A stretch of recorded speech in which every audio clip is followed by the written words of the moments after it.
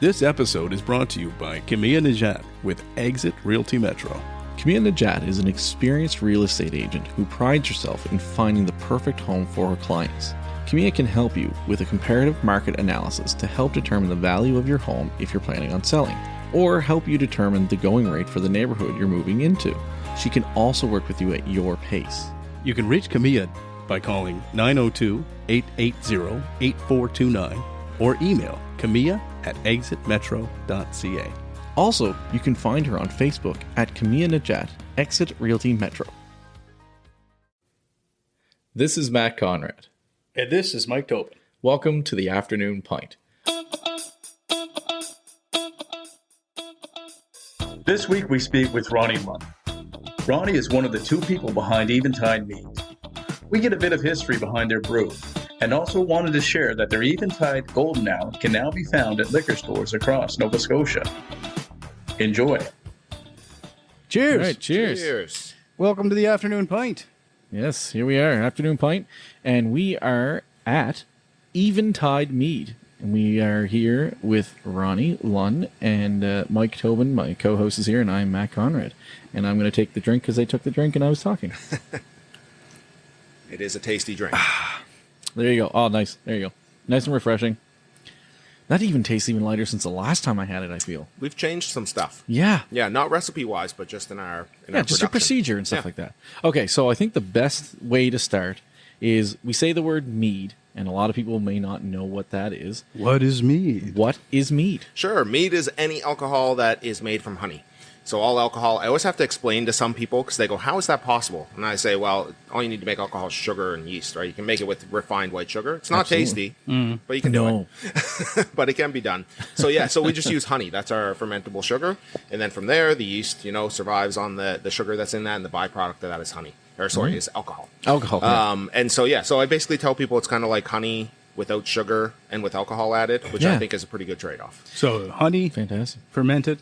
Yeah. Cool. We always tell people the only real ingredients that go into our base brew, our golden hour, is honey and water.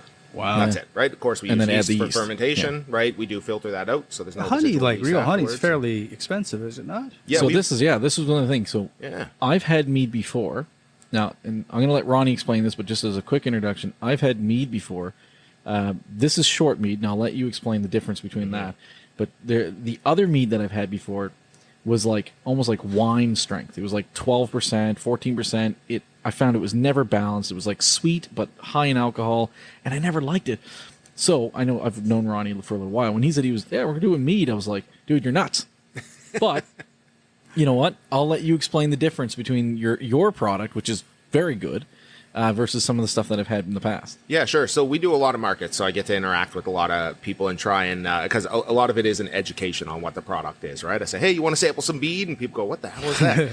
And or the thing that we get a lot, actually, probably 50-50, is people go, oh, I don't like mead. I had it in Iceland or Scotland or Wales or, somewhere like that. And I always have to say, oh, come back. This is totally different than that.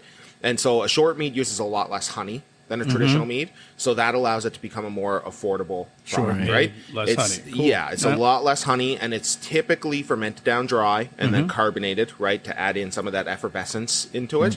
And that's sort of the difference. It's really that honey to water ratio. And mead, the word mead is just any alcohol that uses honey as its fermentable sugar, right? So that's a broad category. Are there different types of honeys with results in different types of mead? Yeah, there are, for sure. So Cosman and Whidden supplies all of our honey. It's pretty much a blend of everything from around that area. They put hives on all the local farms and collect that honey up. But there are meaderies, particularly in the States, that will use like an avocado honey or a clover honey or something like that. So you can get into using different honeys. It's a little bit harder locally and for our supply. Like really, Cosman and Whidden, they're the largest honey producers. They're really the only people who can supply the quantity of honey that we need. And we always say we're at our smallest stage now. So this one here that get we're there. drinking, like what's this one called? That's Golden Hour. Golden Hour. Yeah, so that's our flagship. Just appeared in NSLCs in the last couple weeks as well. Select Nice. Yes, locations. big shout out there. Go pick up stuff, man. That's right. Eventide Mead. So there's 17 stores across the province that have it. It was really awesome Saturday at the Seaport Market for me to be able to to tell someone in Cape Breton that they could get it in Sydney River, and that just happened to be their NSLC. So whereas before I'd sort of say, well, you can only get it in the city. Now that distribution is really, really great. This is truly like a drink I think everyone could enjoy, man. Like It's really light. So this is not the relaxed. first time you've had his product, eh? No? I was telling him. So last year, When? when we went off to our golf trip, the boys' weekend. Okay. Remember I brought mead? Yeah. It was called Rogue. How many beverages was I in at that point? Did it matter? I don't know. Like, yeah, this is great. Well, we had all, there was 5 of us out there, and I brought the Rogue mead, which you don't have available right Okay. now, but we'll go through what you do have available. But Yeah. the Rogue one is very similar to that, like Yeah. a nice, crisp, like lightly golden mead, and it's hopped. Mm-hmm. And it tasted like an ultra light beer with that like nice hop character, but not. So what we're talking about alcohol strengths and strengths of mead. I know mead from the Vikings, right? And the Vikings, The Celts, the yeah, Vikings they and wouldn't all, drink water, Yeah. and like the older Vikings would drink the strong mead, and the little Yeah. kids would drink the low alcohol mead. Like what percentage is this? This is 6.5. 6.5. So Wow, a little bit okay. stronger than your typical beer, right? And Yeah. it goes down Doesn't pretty taste it, though, smoothly. eh? Dude, It doesn't I taste it at all. thought this would have been like 4. Yeah, like yeah, just no, tasting 6.5. it, Yeah, quite honestly. And yeah. and so a lot of people associate mead with Vikings and Celts and all that sort of stuff, but it surprised people to know it's actually the first fermented beverage that we have archaeological evidence of. Yeah? And 6,000 BC in China is where we China. have evidence of it being made. Wow. It's Okay, also, I didn't know that. I knew that traditionally there were honey-based alcohols in Africa as well. Mm-hmm. And I recently at a market, I had a customer come up to the table from Ethiopia, and she tried it, and she said, "Oh, that tastes just like," I think she pronounced it mej or something like that. Yeah. And I looked it up online, and sure enough, it's pretty much the same thing with It's some mead, herbs just- yeah, added okay. in, right? And so it's all, even though people associate it with Vikings drinking mead, rah, rah, Right. Yeah. it's actually all over the world, all throughout history, it's been drank. Oh, Yeah. that's cool. I didn't know that. Well, Yeah. I was telling Matt about that Changes Brewing thing, and those guys go around, they partnership with Yeah. breweries and kind of promote that where a lot of beer and stuff originally came from Africa, right? Mm-hmm. Yeah, They're yeah, doing that's that right. now. And partnering Yeah, up because with a that bunch of comes from like Egypt. Egypt, like yeah. 6,000 Yeah. years ago, they would take bread like yeast and go Yeah. in and convert dirty water so that it was drinkable because there's no known pathogens that can survive the fermentation process. Mm-hmm. So it's safer to drink beer when it's Fermented a basically bit, yeah. than water because E. coli wouldn't exist and all that Exactly. stuff, right? Yeah. So that's the kind of same process, I guess, as, Yeah, as the and that's concept of when this. we were creating the business. It's something whenever people go, "Oh, isn't that what the Vikings drank?" I say, "Yes, but it's also not." Right? Right. It is and it isn't. It just like the beer that we drink is not like what they drank in ancient Egypt. Right. Yeah, It's it's changed way over time, yeah, more right? refined, not rough like it used to be. Yeah. So since we're on the history aspect to it, and I might be wrong here, but I think I remember reading a long time ago when I was first kind of getting into when I was like 20, getting into different types of like alcohols. Now, isn't there some sort of relation to mead and like the word honeymoon, like the honeymoon kind of phase and like all that? Like, there's something to it. I don't know if you know the history, but I remember something about that where like basically they gifted the couple.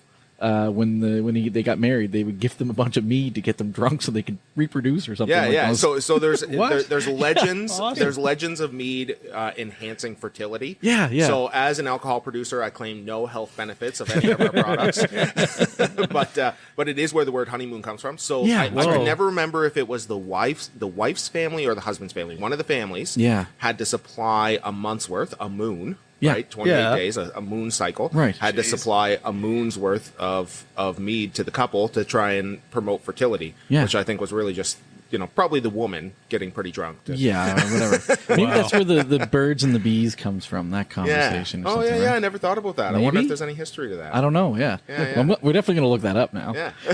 But yeah, so there's a whole bunch of history behind it. It's funny that just like nobody really knows what it is, right? And you'd have to really kind of dive down into it. But I mean, I polished mine off pretty quicker than you guys. I'm already done through the golden hour. So let's go. Let's talk about the next one. Though. Yeah, sure. Like, we have the middle one here. I That's think cherry. that's the cherry Yeah, one. Okay, cherry so is the next one.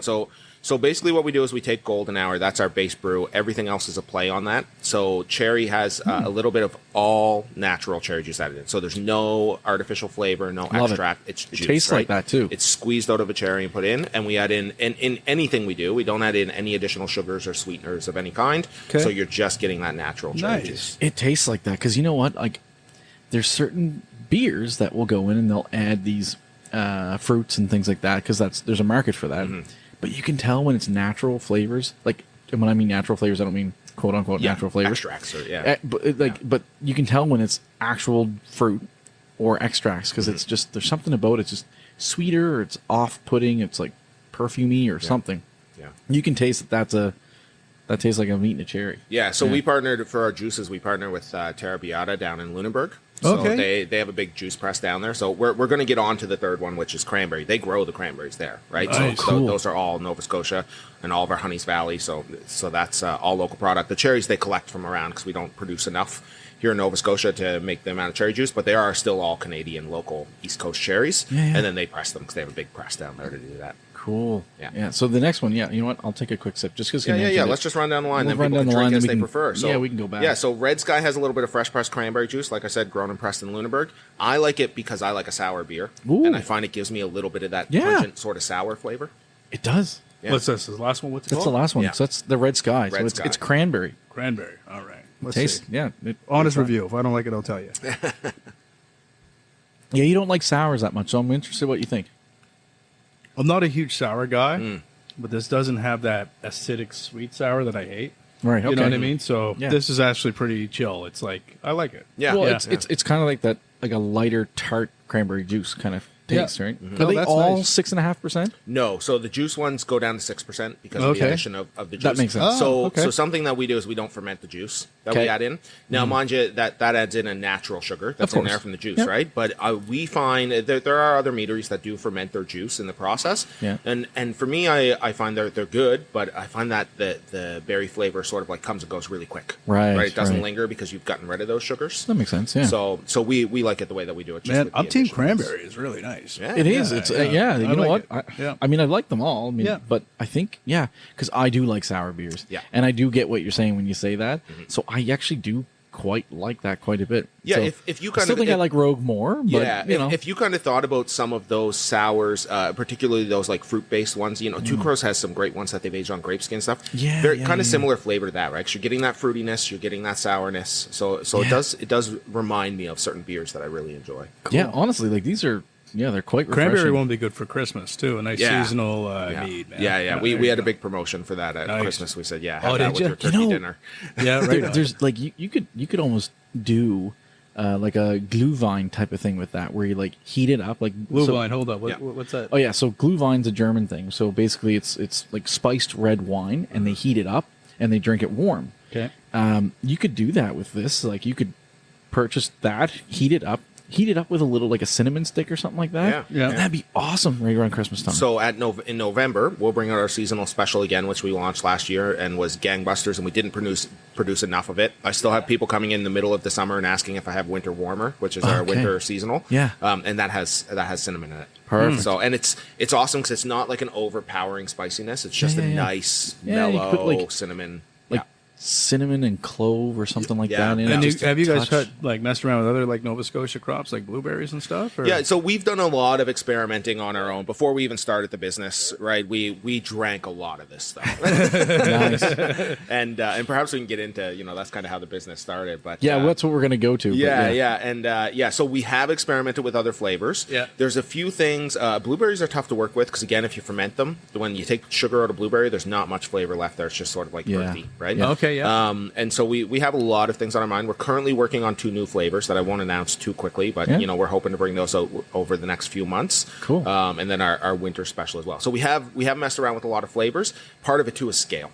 Right, like Yeah. home brewing's one thing, Right. Yeah. But we have to scale it up to a larger size and still be able to keep our price point down. Like you were saying about the cost of honey earlier. Yeah, Honey's yeah. an expensive material to work Yes. with, so mead's Yeah. never going to be. It's never going to be in that beer price range. Right. We want to keep it in that cider price range, which Yeah. is tough to do. Yeah. Right, but we're really trying to produce enough quantity that we can keep Yeah. that price point down. I That's saw what- your canning machine out back, man, Yeah. and like, wow, what a rig, right? Like you guys engineered that yourself? Yeah. So that's my partner Eric. So we have 2 owners. I'm one, and Eric's the other owner. He tends to be he's the head brewmaster, right? That's Yeah. his baby back there, and then I do this sort of stuff. I Amazing.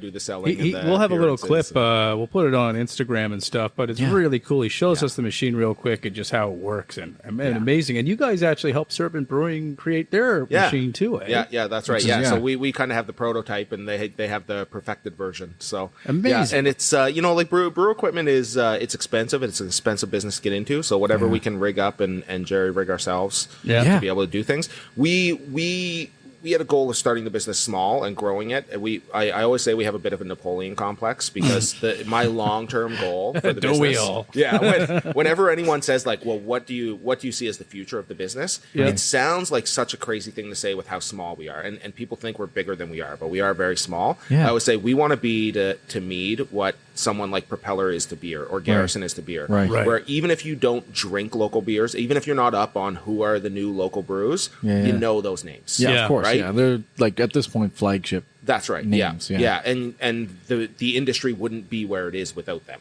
Right. 100%. And yeah. so that's, years and years down the road, if that's sort of the name that Eventide is associated with, when you're at a party and someone says, what are you drinking? And you say Mead, and they say, oh, is that like Eventide? Right, yeah. Just to be that name that's associated with it. So we'll get to that actually, because like I know what the name is from, but I'll let you explain what the name is from. So, Sure. Yeah. Yeah. Where'd you come with the name? Sure. So Eventide is a nautical word to start with, and it has it's a a coastal sort of Atlantic region word.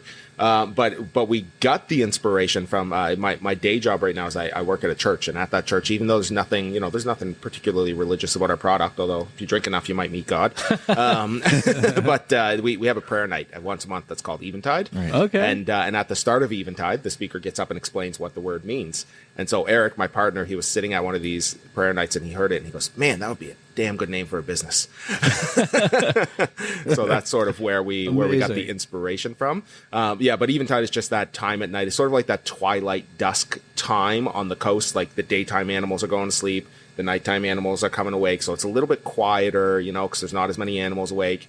We live on the coast. We know what it's like to be on the shoreline at sunset, right? It's sort of like everything kind of calms down. You just get that little lap of the water. That's I love the Eventide. name. It's really nice. And then you have this calling to have an afternoon pint. That's right. There you go. Right? Exactly. Yeah. So I think it's a great name, honestly. I thought it was really great when you guys thought of it. So okay, Eric, you guys obviously you guys were friends before this. What made you guys kind of come together and do this? Like what started it all? What was the thought process behind it? Sure. So we'll go back, and I had made with another friend of mine. I had decided I wanted to make a mead. And whenever anyone comes to me and they say, "Oh, my son made mead in his closet when he was in university," like that's sort of the quality of mead that I had made in the past. Went to Costco and just bought whatever the heck the honey was on their shelf. Exactly. Like who knows, right? Yeah. And we made we made just a traditional wine style mead, like you said. You experienced in the past. Just before we go further. Yeah. So making this mead in your closet. Just tell us. Go run through that real quick. Yeah. Well, tell us the process for the process kids for at mead, home. Just joking. The process for mead is actually, it's funny because it has a higher price point because of the material that's Yeah. the raw material that's in it. Yeah. But production wise, it's actually easier than beer, right? Yeah. And I'll get onto that because we made beer. But it's essentially just you take warm water, Yeah. you dissolve honey in it. You don't even cook it, right? It's just warm enough. The warm is what comes out of your tap. Dissolve the honey, so you stir it around. You basically have a syrup. And then you just put your yeast, and the fermentation takes place, right? And then what you do after that to add flavors is how that goes. Cool. But so we had done that, and it was real bad to start with. We aged it, and a traditional mead does need a little bit of aging. Yeah. So by the end of from start to finish, we were talking like a 10-month process until we had a product that was like we could drink it and enjoy it, but not terribly. It was just we put money into it, so let's drink it. Nice. So I had done that. Then Eric and I started making... I tried that. I remember drinking it. Yeah, that's right. It was rough. Yeah, it was rough. It was rough around the super first alcohol bite. It was, yeah. I remember I was like, "Ooh, I can't drive." Yeah. And it was, again, a higher alcohol content. Eric had been making beer, going to Noble Grape, just buying beer kits. Right. Yeah. And for him, he said that he wanted to like make beer, and he said that getting a beer kit didn't feel like making beer, right? You were basically just taking your wort and fermenting it, right? Yeah. So then we started doing things where we were, getting our grain, milling the grain, doing all grain beer from scratch. Okay. Mm-hmm. We were doing that in his backyard. He rigged up this system for creating the wort, and it's like this 3-stage system that we had. And he's always, he's super mechanical like that. He loves tinkering around with things like that. Yeah. So we made these beers. We ended up getting kegs. So we would keg them and take them to parties, because we would often have these, pre-COVID times, we'd have these big parties. They're starting to come back slowly but surely, but we'd have these big sort of traditional Nova Scotia parties. Invite us to lots the of next one, music. please. What's that? Invite us to the next Yeah, one. yeah, They're exactly. fun. Yeah, Matt's I've been to been. one. I've been. Yeah, they're fun. He's They're been to a fun. couple. So yeah. They always have, like, everyone, like, honestly, there's like 9 instruments that show up. Yeah. So it is okay. like, yeah, it's fun. Yeah, It's fun. you're trying to lead a song and no one can hear the singer to Yeah. save their life, right? There's so many instruments, They're like, and half the instruments stop and the other half are still going because they have Yeah. no idea where they are. But so we took kegs of beer to these parties and we sort of had this thing like, geez, maybe we could open our own brewery someday, right? Nice. And people would drink the beer and they were like, that's just as good as any microbrew beer. And they'd have a glass, and that's great. They weren't just being nice, like they really did enjoy it. But then, we'd drag half the keg back home with us.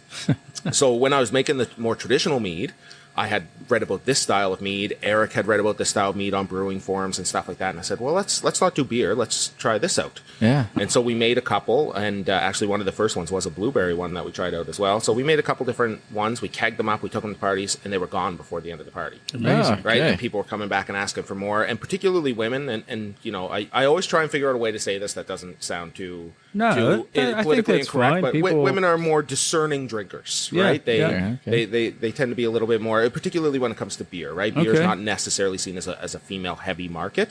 But there were lots of women coming back. Oh man, I'd love to have more of that. I'd love to have more of that. And Right. the keg was gone. So that was when we were like, oh, okay, if we're going to do a business, this should be the business. Well, then you just, if you have a female population who likes to drink it, and then you just look to the men and say, Vikings drank it, That's exactly it. right? That's Yeah. exactly it. And then you Yeah. win them both. Yeah, yeah, and we sort of had this, there's this funny thing that's happened where we have a cherry and a cranberry, and those things don't necessarily sound like rah rah the men's drink, right? Right, But it's yeah. like they're so like I always say the cranberry, it's like a sour beer, right? Yeah, It's, yeah, exactly. No, the they're- cranberry they're one. not- The cranberry was the first one I finished, by the way, for Yeah. the record. I loved it. It was really. They're nice. not like cloyingly fruity, right? They're not again, no artificial flavors, no extra sweeteners. Right. It's just that natural juice. The juice ratio to what you get in a can is actually very little juice. It's just enough Okay. to add the flavor. Yeah, yeah, and just having change the color having a drank little bit. Golden Hour, it's a pretty delicate flavor, right? So Yeah. you can cover that up pretty quick. Speaking of which, Golden Hour in NSLCs also makes really, really nice cocktails. Oh. If you throw Oh, yeah? in a little bit of lemonade, You can sweetens it smell up a the little honey bit. in Golden Hour, man. Amazing shandy if you mix it with lemonade. Oh. I like usually when I pour out a can, I'll just take a citrus slice, whether it's like lemon, yeah, yeah. lime, orange, whatever. I'll put that in the glass and then pour the can over top Have of you that. tried doing like the hot toddy with this as a replacement with honey? Yeah, Maybe adding a so little I honey? don't think that we've done a heated one, but we've used a few teas and Yeah. things, Yeah. and we're experimenting with that. So that might be something that's coming in the future. Cool. Teas Yeah. could be really good in that because, like, Yeah. when I'm thinking of like all the different types of teas that you can get and stuff, like I can picture in the Golden Hour having like an Earl Grey because you can get some of those in some of the ciders and stuff like that. So I could picture like an Earl Grey, Yeah, exactly. Golden Yeah. Hour type of thing. Yeah, and we have so many ideas. It's just a matter of building our base, getting the ones out there that we Yeah, of know. We're course. going to have these all the time. They're Yeah. popular. They've hit, right? And just keep those going. We were talking earlier and we were saying how mead is we're hoping is the next cider kind of thing, right? Have you kind of reached out at all and like to the breweries? I know you work with Serpent, so I mean that's Serpent's, as everybody They've been listens to us. super great supporters. Yeah, like have you been working like well with because I know the beer community's tight. So like have you feel like you're being welcomed in kind of thing? Yeah, yes and no, because early on, before the business sort of was established, we'd have people laugh when we explained it to them. They're like, "Mead, like that's never gonna be a thing," right? And I say, "Yeah, but if you went back 10 years, you would say, ciders. There were like 2 of them in the liquor store on a back shelf, and the quality was here, there, and everywhere, unless it was Strongbow. Sour beers, too, The same sour thing. beer, and people thought that these were never going to be a Right. popular trend, right? And we were talking like, look at the ready to drink, all the vodka sodas and all Yeah. that. People are just looking for options and variety. Particularly, and I mean, we're made from honey. Like it's that promotion of the beekeeping. There's always Yeah, gonna- save the bees. I do know yeah. Momet every single year. I curse it every first weekend of June, but I do it every single year because the bees are important. Yeah. There's exactly. always going to be a market for things if there's a passion behind it, I think, right? Like, and it seems like you guys got a real passion here, man. This is really nice. Yeah, Yeah, it is. And it's for those who are listening, if you're wondering sort of what it tastes like, it does have like a lot more similarity to a cider than it Yeah. does to a beer. I always tell people think think more like a cider than it is like a beer. That's right. But what I like about it as a drinker, as a seasoned drinker myself, is I like that it doesn't have all that acidic nature of cider. Like I find it just sits on my stomach a little bit. That bothers me, right? Yeah. So I had a cider just the other night, and I won't name who because it was just in our fridge. Yeah. And but yeah, I was like, ugh, I don't got way half through it. I really didn't want to finish it after all the acidity of it, right? Yeah, and I love cider. Like I'm not smack talking at all. But this it's for me I have personally, a little less sweetness, more of a just get more of the flavor, and it's nice. Yeah, yeah, like Christmas and stuff like that. No, that's the thing. So, I mean, everyone has their different tastes and stuff like that. Yeah. And ciders, I think for me is like ciders are always like a dice roll because I will get something that I find just kind of tastes like apple juice, and I don't love that. Right? I want a really dry, crisp cider. We were talking earlier. Like my favorite cider is Bulwark's hopped cider. Again, kind of that light, hoppy, nice taste kind of thing, right? And that's the thing about ciders is that you don't know if it's going to be dry enough for me, and then I'm just kind of like, right? I don't know. So like you said, it's a little bit more of a cider, but it's kind of a dry cider. Its own thing. But it's really its own thing. It's honestly, people are gonna have to come out and try it. A lot of people say kombucha too when they drink it. It's 100% like that, and I love kombucha. Yeah. So you know There you what?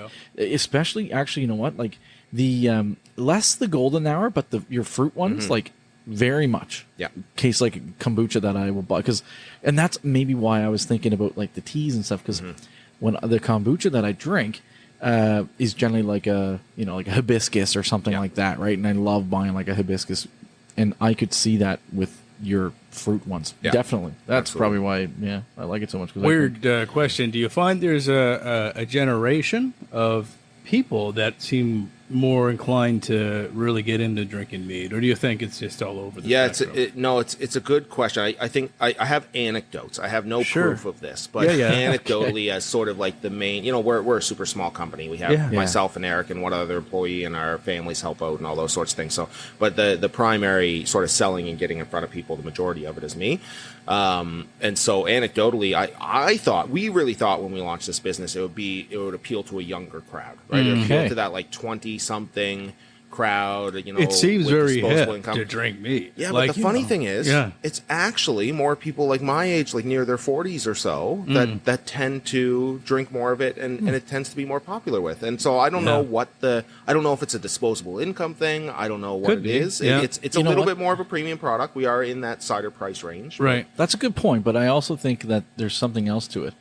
Because I know that Tobin and I both have, some gut issues sometimes. And it could be that. It could be one of those things. Because I'm reading your can, and I love that up the top here. No grains, no gluten, all flavor. Yeah. Fantastic slogan. But that's another thing, too, is like, if you're thinking like no grains and no gluten, like people are trying to cut back on certain things. I'm trying to stay away from bread. Yeah. Right? Yeah. But I like drink that, craft beer, right? Yeah. So it's like, He drinks his bread, folks. And like I say, the production of it is really simple. It's literally dissolve honey in water, ferment it, filter it, can it. Don't pitch it too easy. You don't want your competition to be like, oh, wait a second. Yeah. You definitely got to perfect it. Definitely takes a while to perfect it. There's going to be an afternoon pint mead there now. Just give the secrets away. But That's right. But realistically, though, there's people like a growing people who are trying to cut that out, whether they're celiac or whatever it may be, and so this is a perfect thing for them to actually have an option other than just cider. Kind of thing, right? And you know what else is, when it comes to the trend of alcohol, I've learned that alcohol trends tend to start out west in Canada, and they move eastward, right? So microbreweries were popular out west far before they were ever popular in Atlantic provinces in Nova Scotia, which is funny because we're a culture that prides ourselves on our drinking, but we're actually behind on alcohol trends. Just not our dark rum. Yeah, exactly. We know what we like, and we like what we know. And but we get a lot of clientele, actually, particularly like students who have gone out west and they've finished school, they've come back.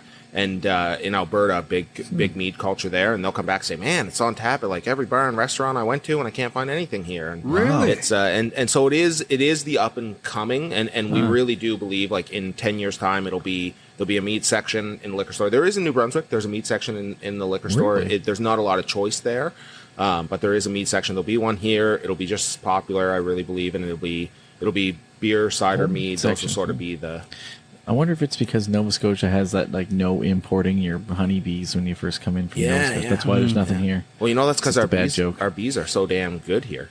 That's Yeah. what it is. We produce honey really, really well. Yeah, we it's true. Like there's honey up, like you go in the valley and stuff like that, and there's just the production and stuff like that seems to be pretty good. So we do Cosman and Whidden, and occasionally I've had to go down to their facility to pick stuff up if we were in a honey emergency.